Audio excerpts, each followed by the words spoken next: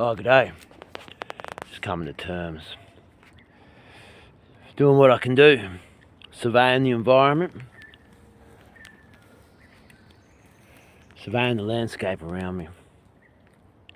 I made a video a few weeks ago when I wasn't very well from having a tooth pulled out of my skeleton. And I was talking about, that week I've been talking about sleeping outside where you're vulnerable, so that you live more of a fulfilling life. You're living more, you're alive more, and if you get eaten by something, then it's a much better death. It's a much better life. It's a much better death. I did say something about I don't really want this 8.5 metre python around here to eat my dogs. But anyway, I've got a dog vanished into thin air. You know what the word vanish means? He didn't disappear. Well, he disappeared, but there's no traces. He's gone, just like that. I'm keeping out hope. It feels to me like he's still alive. Now, I breed these therapy dogs for soldiers, people with PTSD. As you know, a dog can choose. It's human. So I'm hoping that he managed to get out and choose someone. There's all kinds of stuff going on again. Solar activity can really throw us out. In any case, I've got to deal with the loss. I'll try not to see it as a loss. I've got to deal with the letting go. I've got to deal with the acceptance. I've got to come to terms. I don't know. And that's actually a blessing, not knowing. I haven't found a body anywhere. I don't know what happened to him. I don't know if he's dead or alive. And that's where there's a bit of a blessing, you know. Knowing could be far more difficult than not knowing. And it's the same when it comes to, you know, the concept of knowing very much in life. We really don't know very much at all. We really don't have much control over anything at all in life. We don't know when we're going to die. And you don't know if you're going to have any time when you die. You might not even have enough time to bend over, stick your head between your legs and kiss your ass goodbye. You don't know. Similarly, you know, I was thinking this week, you know, about having all this stress about not knowing. And then I was out fishing under the moon. And on a couple of occasions, you know, it was put to me, you know, you never know what might swim past here. Going for mangrove jacks. But then my mate said to me, you know, you might get a trevally. You never know, you might get a trevally swim up past here. A nice big one. And it got me thinking, you know, yeah, you never know, do you? And we've got all this anxiety with anticipation. We have all this stress about what might happen or what might not happen. And it can draw us away from the moment. It can distract us. It can make it so that we're not here. If you're not right here, right now, you're nowhere. You're nowhere at all. Now here, I'm walking barefoot through the bush. I can't afford to not be anywhere but right here. I can never afford to not be anywhere but right here. That's how it ensures that I have a good life, and when I die, it'll be a good death. Anyway, bringing it back, you know. This one is supposed to be about coming to terms.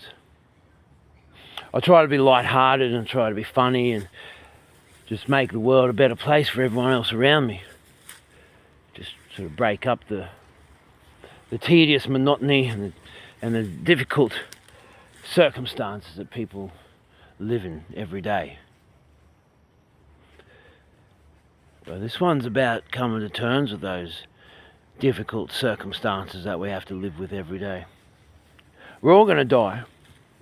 We all got someone close to us. We all got someone that we love. We all got someone that loves us. And if we're lucky enough, then we've got a dog in our lives. And they really change things. They really show us what love is. They really make us love. They inspire us to love.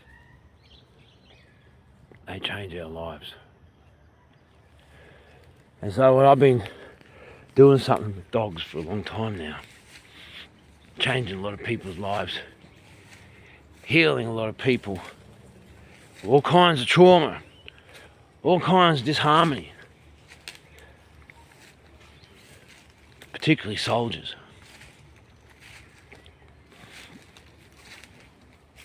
And there's so many parents out there who've got soldiers. Somebody's son. Somebody's daughter. And they don't know what's going on.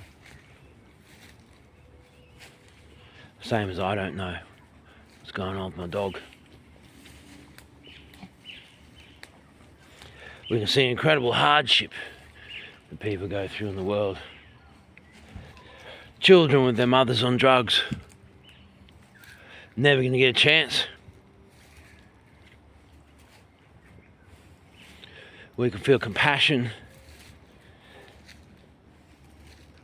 And we can have this sincere care. But you know, it's a tragedy. There's some kind of loss there. Even if you don't want to see it as a loss, you want to see it in the most evolved way you possibly can. There's still some kind of loss. It's everywhere in society. There's a loss of sincerity. There's a loss of authenticity. There's a loss of truth. There's a loss of care.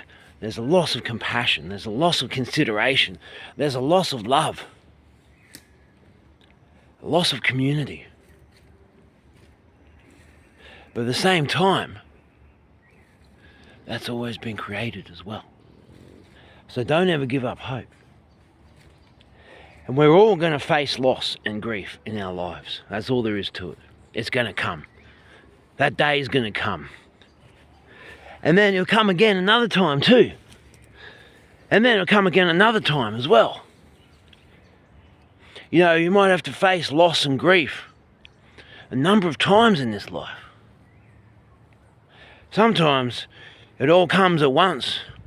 Sometimes it comes in threes, and sometimes it just comes once and that's all you can handle. And that knocks you. It throws you and destroys you. So I'm hurting now. As much as I don't want to see it as a loss, I feel a gratitude and I feel a trust. I feel a great connection to the cosmic and to the divine. Bloody plane coming over, I'll just press pause. Sorry about that. Just like that plane, you've got to deal with interruptions. We've got to deal with life. So I get on here and make a few jokes and talk about something interesting. There's always something else there interesting going on. But this one, you know, just sitting with the loss. You know, I'm hurting. I'm feeling the loss. I'm feeling the stress. I'm feeling the anxiety of not knowing what happened to my dog. He just disappeared in thin air from a secure environment. So it's either he managed to get out and then go and choose another human being, which could happen. That's what I'd like to think has happened. And he's chosen someone. And then they needed him. That person needed him. And it was meant to be. And nothing was going to stop it. And all these other factors that come into play came into play the way they did for just that right intensity and just the right duration,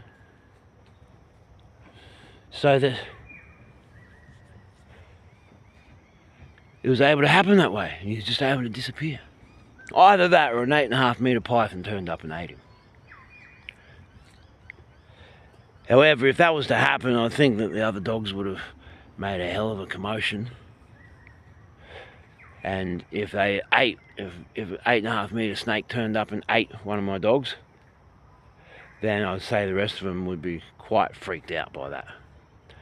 as well as the fact there'd be a hell of a lot of noise. But either way, I got to accept that he's gone.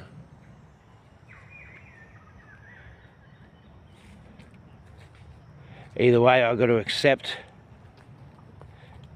the circumstances that are my life right now.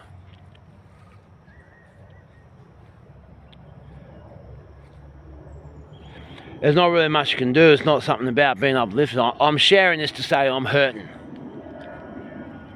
I'm feeling the loss. I'm feeling the worry. I'm feeling the stress, and I'm hurting. And that's what I'm sitting with. Another bloody plane, so I'll leave it there. Cheerio.